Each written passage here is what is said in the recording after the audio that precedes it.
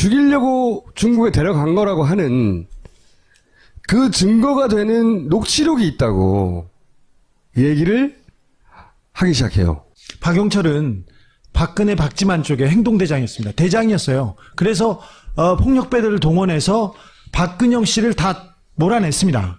몰아냈기 때문에 큰 공을 세웠지 않습니까? 그래서 자기가 중요한 자리에 앉을 거라고 생각해서 실제로 폭력 사태 이후에 어린이 관장, 그 어린이 공원의 관장을 자기가 했어요. 그러다가 조폭 출신이 어린이 관장을. 네. 잘 어울리지 않습니까? 어린이회관 관장. 어린이회관. 그러다가 밀려났습니다. 그리고 핵심부에서 점점 밀려나기 시작합니다. 그때 미묘하게 입장이 변화합니다. 원래 이제 폭력 사태 때는 자기가 앞장서서 어깨가 노릇을 했는데 사태가 진정되고 나니까 자기 역할이 줄어드는 거죠.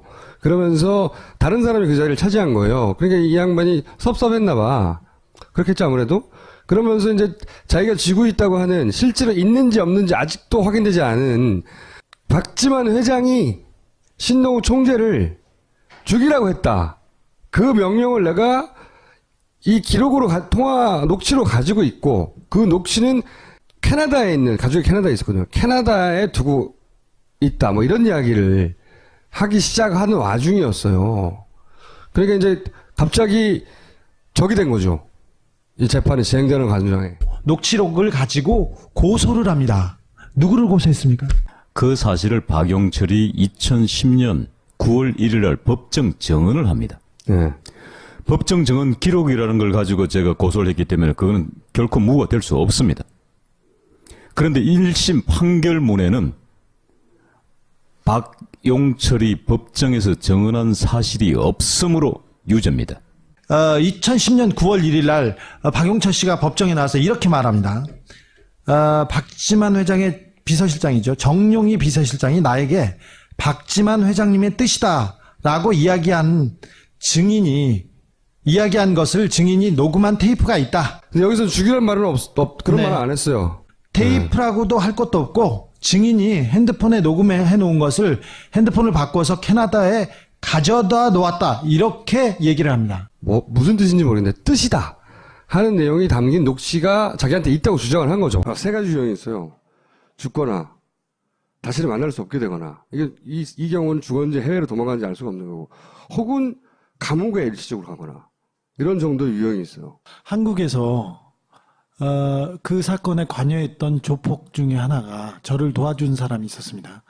한 분은 사라졌고요. 또 한 분은 종교에 귀의해서 종교단체로 들어갔습니다. 그리고 만나기 전 방이에요. 호텔방인데 이게 파노라마가 찍은 사람이 있었습니다. 한 분은 사라졌고요. 또 한 분은 종교에 귀의해서 종교단체로 들어갔습니다. 그리고 다른 한 분은 감옥에 갔습니다. 종교단체에 기여했다는 얘기는 그 안에 들어서 안 나온다는 얘기입니다. 근데 이게 시기적인 특징이 하나 있지 않았나요? 2012년 무렵에 다 벌어진. 특징적으로 벌어지죠. 네, 대선 있을 때. 네, 그 전에 다 벌어졌던 일들이었죠. 이걸 설명을 드릴게요. 이게 이제 그때 호텔방이에요. 호텔방인데 이게 파노라마가 찍은 거고 실제 호텔이 있어요. 호텔을 닫힌 이유는 뭐냐면 대낮인데 어느 순간부터 이 스토리가 너무 으시시한 거예요. 여기 문이 있었는데 이 문을 의자로 받쳐놨어요. 처음엔 이렇게 진지하게 안 갔어요. 자, 처음 갔을 때 분위기 영상을 잠깐.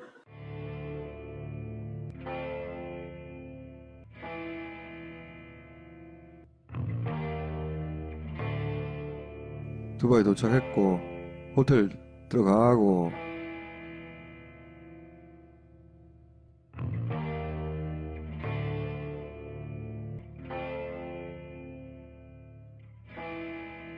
만나기 전이야. 왔어.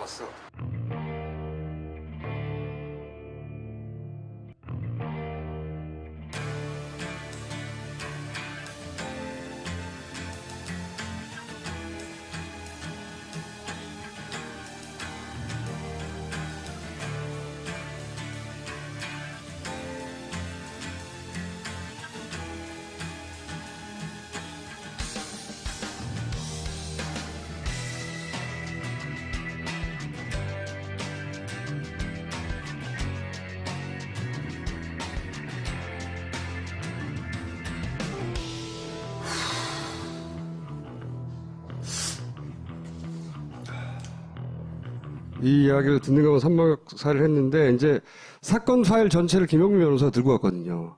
우리가 재판받던. 일반인들은 알 수 없는 내용들이 잔뜩 있는 사건 파일 전체를 들고 왔는데 이 양반이 하는 이야기의 얼개가 일반인들은 절대 알 수 없죠.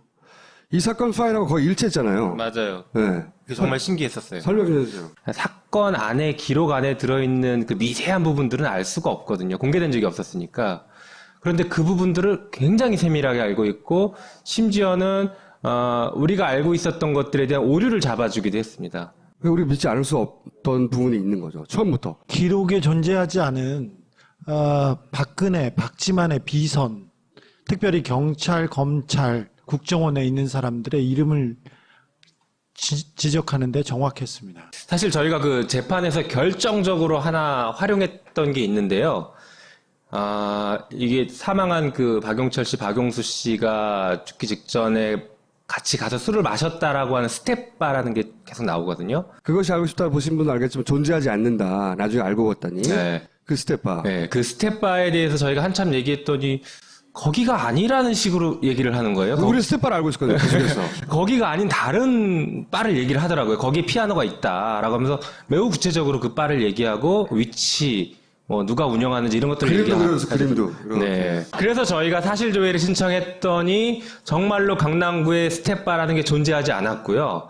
그러면 그 당시 스텝바에 같이 있었던 사람이 3명 있었거든요. 박용수, 박용철, 황모 씨. 황모 씨를 증인으로 불러보자 했더니 라면 먹다 돌아가신 그분이 황모 씨였던 거예요. 2012년 9월 달인데 주준이의 전공이 유경재단이었거든요. 계속 유경재단 분쟁을 추적하고 있는데 주요한 사람 2명이 갑자기 죽어버린 거예요. 그래서 경찰서에 달려간 거지. 그래서 달려가서 왜 죽었냐고 따져보니까 이상한 거야. 첫날부터 거기를 달려갔기 때문에 다 정리되지 않은 이상한 점을 알게 된 거예요. 그래서 계속 이상하다고 하는데 파일을 입수하고 싶은데 못하는 거지, 경찰들의 파일을. 근데 이 9월 달쯤에 그 파일을 입수할 즈음쯤 됐나, 그때가? 9월 달쯤이요. 말똥할 때였어요. 근데 이 양반이 하필 그때 출소한 거야. 그래서 라면 먹고 죽은 시점은 언제냐면 출소해서 첫 라면 먹다 죽은 거예요. 천식으로. 라면을 먹다 천식으로 사망했다가 지금 주변 이야기인데 발견을 그렇게 한 거니까 라면이 정말 사망의 원인인지 라면에 뭘 탄 건지 아니면 뭐 다른 이유가 있는지 우리는 알 수가 없죠. 그분은 굉장히 신체가 건강했고요. 청량리 한 조직의 보스의 아들이었고 자기도 그 부하 직원들을 데리고 다니는 작은 단체의 행동대장이었어요. 이 사건이 얼마나 무섭냐면 이 사건을 알 법한 사람들이 없어요, 이제. 알 법한 사람들이 죽거나 네. 몇 년간 보이지 않거나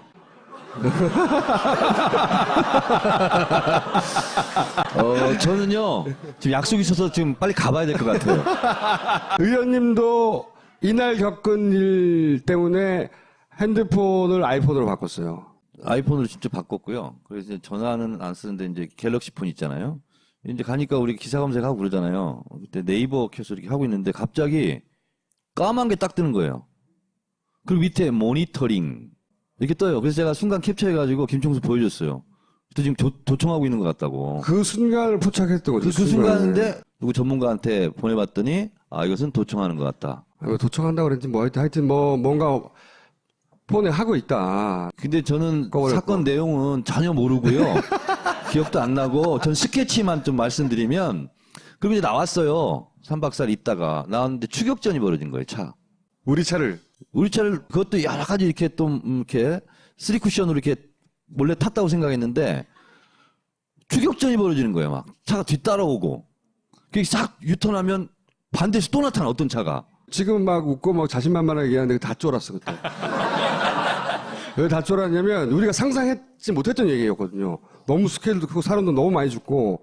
렌트를 한 차가 기사가 그 두바이 사람일 거 아니에요. 그럼 두바이 말을 알아듣는 사람이 없어요. 우리가 당연히. 영어도 아니니까. 아랍을 모르니까. 난 영어를 해도 못 알아듣겠지만. 근데 우리가 아랍 말을 모르는 거 같으니까 이분이 행선지를 계속 얘기하는 거 아니냐. 그것도 이상했죠. 우리 또 뭐 왜냐면 그걸 또 의심했잖아요. 계속 통화를 하면서 운전했으니까. 그러니까 우리가 행선지를 계속 바꿨거든요. 예. 그때마다 계속 통화를 하고 있었어요. 목적지를 어디로 갑시다라고 처음에 얘기했다가 이 사람이 계속 통화를 하니까 무심스럽잖아. 차는 따라가고. 그럼 딴 데로 갑시다. 너 또 따라와. 하도 이상해서 어디 가서 중간에 스톱하고 내렸어요. 섰어. 아예. 근데 온도가 45도야. 그래서 차라리 잡혀가자. 그리고 차에 다 탔어요. 예상을 안 하고 딱 세웠는데, 아무리 씁시다. 섰는데, 그 미행하던 차인가 봐요. 돌아가가지고 반대편에서 우리를 보고 있어요. 무사히 돌아왔어요. 돌아오기는. 돌아왔는데 그 전체 과정은 굉장히 긴박했어요. 사실은. 말은 이렇게 하는데 긴박했고 그 내용은 지금도 검증 중인데 검증할 수 있는 부분이 너무 적다. 정윤의 문건을 조홍천 전 비서관 주변에 7인회가 유출한 것으로 보고 있는데요.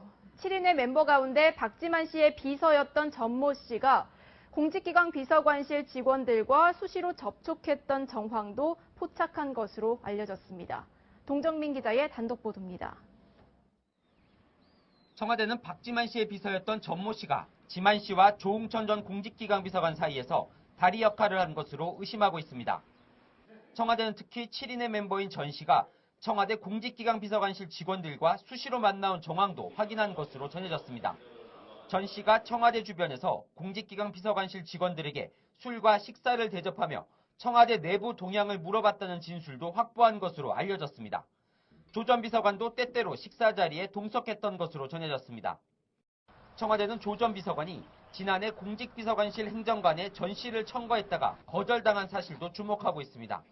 전 씨가 청와대 입성에 실패한 뒤 공직기강 비서관실 직원들과 접촉 폭을 넓히며 청와대 내부 정보를 캐냈을 가능성이 있다는 겁니다. 당시 전 씨는 대형 로펌의 고문으로 재직 중이었습니다.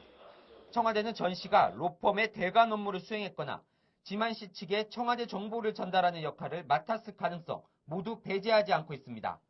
청와대는 이 같은 내부 감찰 결과를 최근 검찰에 건넨 것으로 전해졌습니다.